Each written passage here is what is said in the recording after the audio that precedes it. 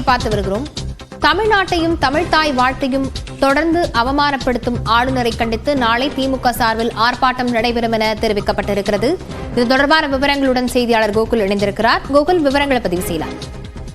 ஆளுநரை கண்டித்து நாளைய தினம் திமுக மாவட்ட தலைநகரங்களில் போராட்டம் நடத்துவதாக திமுகவுடைய தலைமை அறிவித்திருக்கிறது.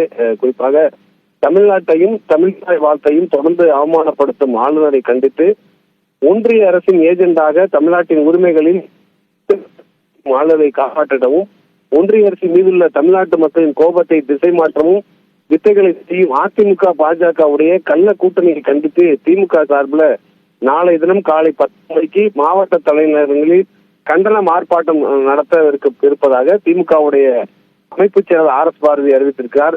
காலை 10 மணிக்கு ஆளுநரை கண்டித்து நாளை திமுக தமிழகம் முழுவதும் மாவட்ட தலைநகரங்கள்ல கட்சி சார்பாக ஆளுநரை கண்டித்து இந்த போராட்டத்தை முன்னெடுக்க உள்ளனர். லாவண்யா, விவரங்களுக்கு நன்றி கோகுல்.